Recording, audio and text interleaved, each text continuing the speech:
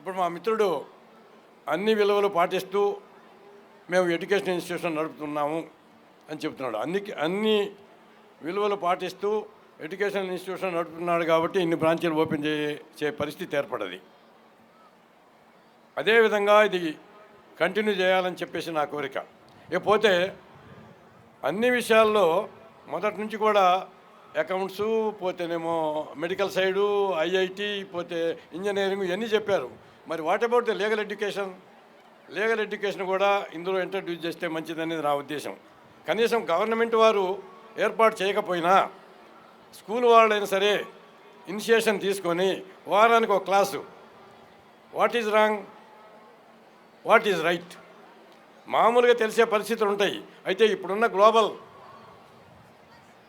సినారియోలో మనిషి ఏ విధంగా డబ్బు కోసం తాపత్రయపడతా ఉన్నాడు, డబ్బు కోసం తాపత్రయపడే దాంట్లో భాగంగా ఎవరిని ఎవరు ఏ విధంగా డీల్ చేస్తారు అనేది తెలియాలి. మనకైతే రాజ్యాంగం ఉంది. Man is expected to know the law of land. ఎంతమందికి రాజ్యాంగం తెలుసు? ఆ రాజ్యాంగం నుంచి ఏ చట్టాలు వస్తున్నాయి, ఏ చట్టాలు వస్తేనే ఇప్పుడు ఈ స్కూల్ అన్నీ నడుపుకుంటున్నారంటే చట్టాలు ఉంటేనే నడుపుకుంటాయి. అన్ని చట్టాల్లో భాగమే ఇదొకటి. అందులో భాగంగా రాజ్యాంగం ఉందన్న విషయం తెలుసు. 1వ తరగతి నుంచి దాదాపుగా లాలో చేరే వరకు అసలు లాను గురించి పట్టించుకునే వాళ్ళే లేరు. సమస్య లేని మనిషి లేడు ఇప్పుడున్న పరిస్థితుల్లో. గతంలో అయితే సమస్యలు ఎక్కడికక్కడికి పరిష్కారం చేసుకునేవాళ్ళు. ఇప్పుడు పరిష్కారం చేసుకోవడానికి మానవ నైజం ఇప్పుడున్న పరిస్థితులు అంగీకరించట్లేదు. కాబట్టి ప్రతి మనిషికి కూడా అడ్వైజ్ అవసరం. ఏ విధమైన అడ్వైజు? మోరల్ అడ్వైజ్ కాదు, లీగల్ అడ్వైజ్.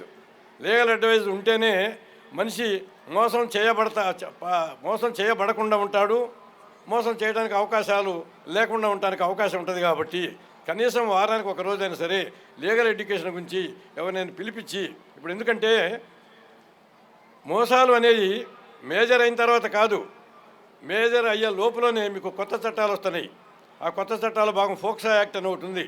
ఫోక్సో యాక్ట్ చిన్నపిల్లలు 18 ఏళ్ల లోపళ్ళు నేరాలు చేసినా, నేరం చేయబడ్డా కానీ దానికి ఒక చట్టం వచ్చింది. అది ఎవరికి తెలిసింది? స్కూల్లో అది నేర్పిస్తే తప్ప తెలియని పరిస్థితి. కాబట్టి లీగల్ ఎడ్యుకేషన్ ప్రాధాన్యత ఇవ్వాల్సిన అవసరం ఎంతైనా ఉంది. ప్రతి మనిషి చిన్నతనం నుంచి చీఫ్ మినిస్టరో, ప్రధానమంత్రో, రాష్ట్రపతి దాకా వాళ్ళకి లీగల్ అడ్వైజ్ కావాల్సిందే. వాళ్ళు ఏమి నిష్ణాతులు గారు. కాబట్టి లీగల్ అడ్వైజ్ ప్రతి మనిషికి అవసరం. కాబట్టి ప్రతి ఇంట్లో అవసరం. ప్రతి మనిషికి కూడా సొసైటీలో ఉన్న ప్రతి మనిషికి లీగల్ అడ్వైజ్ అవసరం. కాబట్టి ఇప్పుడున్న పరిస్థితిలో గవర్నమెంట్ అన్ని ఫెసిలిటీస్ ఏర్పాటు చేయలేని పరిస్థితి. ఇప్పుడున్న ఎడ్యుకేషన్ ఇన్స్టిట్యూషన్స్ ఎవరి కోసం ఏర్పాటు చేస్తున్నారు? ప్రజల కోసం ఏర్పాటు చేస్తున్నారు. ఆ ఏర్పాటు చేసిన దాన్ని గవర్నమెంట్ ఎందుకు అంగీకరిస్తూ ఉంది? వాళ్ళు ఏర్పాటు చేయలేని విషయాలను మిగతా వాళ్ళు హ్యాండ్స్లో తీసుకొని దీన్ని కంటిన్యూ చేస్తున్నారు. కాబట్టి సొసైటీకి అవసరం. కాబట్టి ఈ ఎడ్యుకేషన్ ఇన్స్టిట్యూషన్స్ అన్నీ ఉన్నాయి.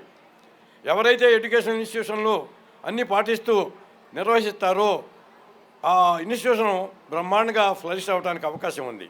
ఫ్లరిష్ అవ్వడానికి అవకాశం ఉందంటే సొసైటీలో పెరుగుదలే కావాలి. పెరుగుదల అంటే సంపాదన.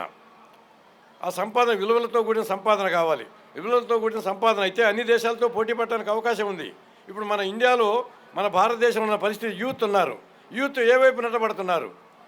యూత్ బ్యాడ్ వైపు నెట్టబడుతున్నారా? మా మిత్రుడు చెప్పినట్టుగా అన్ని సిస్టాలు ఫాలో అవుతున్నారా? ఎక్కువ మంది బ్యాడ్ వైపు నెట్టబడుతున్నారు. దాన్ని కూడా కంట్రోల్ చేయాలి అని అంటే ఈ లీగల్ ఎడ్యుకేషన్ అవసరం. ఈ లీగల్ ఎడ్యుకేషన్లో భాగంగానే అన్ని కంట్రోల్ చేయడానికి ప్రతి మనిషి కూడా సహకరించాల్సిన అవసరం ఎంతైనా ఉంది. ఇప్పుడు గంజాయి ఉంది. గంజాయి ఉంటే దేశాన్ని నాశనం చేయడానికి. గంజాయి తాగిన వాడు ఏం చేస్తాడో వాడికి తెలియదు. మనం ఏం చెప్తే అది చేస్తాడు. మిగతా అన్నీ కూడా అట్లాగే ఉంది. కాబట్టి యూత్ నిర్వీర్యం అయిపోతే ఈ సొసైటీ పెరగడానికి అవకాశం ఉండదు. కాబట్టి ఈ లీగల్ ఎడ్యుకేషన్ అనేది స్కూల్ నుంచి స్టార్ట్ అయితే ఖచ్చితంగా అది ఉపయోగపడుతుంది. సొసైటీ పెరగడానికి వీలుంటుంది. మన సొసైటీలో సంపాదన పెరుగుతూ ఉంది.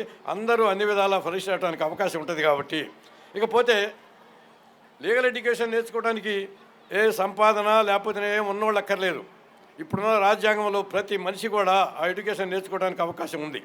అందరికీ అవకాశాలు కల్పించబడి ఉన్నాయి.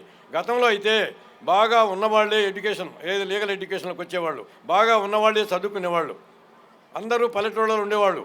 మన ఇండియాలో 70% of the people from the villages, rural areas, వాళ్ళందరూ కూడా ఎడ్యుకేషన్ యొక్క ఇంపార్టెన్స్ గుర్తించి అందరూ కూడా పిల్లల్ని చదివించుకుంటూ ఆ ఫ్రాక్షన్స్ అవన్నీ కంప్లీట్గా ఎరాడికేట్ చేసుకుంటూ సొసైటీ పెరగాలంటే ఏం కావాలి, ట్రాన్సాక్టింగ్ లాంగ్వేజ్ ఇంగ్లీష్ అవసరమే. చదువు అనేది చాలా ముఖ్యం. చదువు లేకపోతే నేను బొంబాయి వెళ్ళాలి, ఆ బోర్డులన్నీ హిందీలో ఉంటాయి, హిందీలో మాట్లాడుతూ ఉంటారు, నేనేం చేయను. చదువు లేకపోతే ఎదుగుదలే లేదు. కాబట్టి చదువు చాలా అవసరం. ఇందాక మిత్రుడు చెప్పినట్టు ఆ చదువుని ఏ విధంగా నువ్వు వాడుకుంటావు, ఏ మేరకు అది ఉపయోగపడుతుంది, ఎంత చదివితే నువ్వు ఏం చేయగలుగుతావు అనేది ఎడ్యుకేషన్ అనేది. అందుకని చెప్పేసి కేరళలో ఎడ్యుకేషన్ దాదాపు 70% మనకన్నా కూడా ఎక్కువ ఉంటుంది. కాబట్టి ప్రతి వాళ్ళు కూడా, ప్రతి తల్లిదండ్రులు కూడా ఎడ్యుకేషన్ ప్రోత్సహించాలి, మంచిని ప్రోత్సహించాలి. ఆ లీగల్గా మనిషి ఏ విధంగా ఉండాలనేది వాళ్ళ ఇంట్లో కొంత తెలిసింది, కానీ చట్ట ప్రకారం తెలియదు. చట్ట ప్రకారం అనేది చాలా డిఫరెంట్గా ఉంటుంది. ప్రతి మాటకి ఇది చట్టంలో మీనింగ్ డిఫరెంట్గా ఉంటుంది. దాన్ని అవైల్ చేసుకోవాల్సిన అవసరం ఉంది. కాబట్టి ఈ ఎడ్యుకేషన్లో ఈ లీగల్ ఎడ్యుకేషన్ కూడా పెడితే బాగుంటుంది అనేది.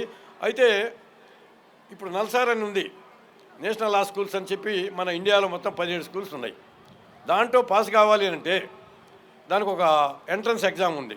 ఆ ఎంట్రన్స్ ఎగ్జామ్ పాస్ అయితే ఖచ్చితంగా సెటిల్ అయిన కిందనే లెక్క. సెటిల్ అవ్వటం అంటే బ్రహ్మాండంగా తను సెటిల్ అవుతాడు, తన కుటుంబం బాగా సెటిల్ అవుతుంది, ఆ సొసైటీకి ఉపయోగపడతాడు. సంపాదించిన తర్వాత సొసైటీకి ఉపయోగపడే పనులు ఏం చేస్తున్నావు అనేది చాలా ముఖ్యమైన అంశం. మన దేశం చాలా పేద దేశం. గతంలో మేము చదువుకునేటప్పుడు అయితే కాలేజీకి వచ్చే వరకు కూడా ఆ పిల్లలకి చెప్పులు ఉండేవి కావు. ఇప్పుడు అన్ని ఫెసిలిటీస్ పెరిగినాయి. అదేవిధంగా సంపాదన ప్రతిపత్తి పెరిగింది. కాబట్టి వచ్చిన దాన్ని ఆ పేదలకు ఉపయోగపడేటట్టుగా మన రాజ్యాంగం యొక్క పరిస్థితి ఏమిటంటే సమతుల్యం పాటించాలి. ఆర్థిక సమతుల్యం పాటిస్తే ఇవన్నీ ఈ తేడాలు ఉన్నాయి చూశారు, రకరకాలుగా ఉన్న తేడాలన్నీ పోతాయి. కాబట్టి ఆర్థిక సమతుల్యం పెరగడానికి మనం ఎంతవరకు ఉపయోగపడతాము, మన లైఫ్ ఎంత. ఇప్పుడు లైఫ్ స్పాన్ కొంత పెరిగింది గతంలో ఉన్నదానికన్నా. ఆ లైఫ్ స్పాన్లోనే సరే కొన్ని మంచి పనులు చేసి మన కుటుంబానికే కాకుండా మన పక్కన కూడా ఉపయోగపడేటట్టు చేస్తే, చెయ్యాలంటే లీగల్ ఎడ్యుకేషన్ ఉంటేనే అవి చేయగలుగుతారు నాకు తెలిసినంతవరకు. మిగతా అయితే కామన్గా చేస్తారు. లీగల్ ఎడ్యుకేషన్ ఉంటే ఏదైనా ఇన్స్టిట్యూషన్ పెట్టాలన్నా కానీ నీకు లీగల్ ఎడ్యుకేషన్ ఉండాలి. ప్రతి దానికి ఒక రూలు రెగ్యులేషన్స్ అన్నీ ఉన్నాయి. రూల్స్ రెగ్యులేషన్స్ తెలియాలంటే ఖచ్చితంగా మనకి చట్టాలు తెలియాల్సిన అవసరం ఉంది. చట్టాలు తెలియాలంటే ముందు రాజ్యాంగం తెలియాలి. రాజ్యాంగం నుంచి వచ్చిన చట్టాలు ఏ స్టేట్కి ఆ స్టేట్కు చట్టాలు ఉన్నాయి. వాటిని ప్రాతిపదికగా తీసుకొని మనం ఏదైనా ఇన్స్టిట్యూషన్ పెడితేనే, మామూలుగా సంపాదించేవాడు ఏం సంపాదించలేడు. ఇందాక మిత్రుడు చెప్పినట్టు రిలయన్స్ ఆయన ఏమనుకున్నాడంటే మనిషి పుట్టిన దగ్గర నుంచి చచ్చిపోయే వరకు మనిషికి ఏం కావాలనో ఆయన తయారు చేయాలనుకున్నాడు. అందులో భాగమే ఈ గ్లోబలైజేషను, ఆ తర్వాత ప్రైవేటైజేషన్లో బోర్డన్ని నష్టాలు ఉన్నాయి. కొంతకాలం వరకు ప్రైవేటైజేషన్ కంట్రోల్ చేస్తే, కొంతకాలం దాటిన తర్వాత ప్రైవేటైజేషన్ ఉన్నా పర్వాలేదు. కానీ ప్రైవేటైజేషన్లో ఎవరైతే బేదలు ఉన్నారో, ఎవరైతే రిజర్వేషన్స్ అయ్యి కొంత పెరిగేదాకా ఖచ్చితంగా కూడా ప్రైవేటైజేషన్ కొంత కంట్రోల్ చేయాలి. టోటల్గా కంట్రోల్ కాదు. ఇక్కడ కూడా ప్రైవేట్ ఆర్గనైజేషన్లో కూడా ఆ రాజ్యాంగ పరిస్థితులను అనుకూలిస్తూ ఆ విధంగా కంటిన్యూ చేస్తే సొసైటీ పెరగడానికి అవకాశం ఉంటుంది. కాబట్టి ఆ విధంగా ఉండాలని చెప్పి కోరుకుంటూ ఈ అవకాశం ఇచ్చినట్టు మీ అందరికీ పేరు పేరున ధన్యవాదాలు తెలియజేస్తున్నాను.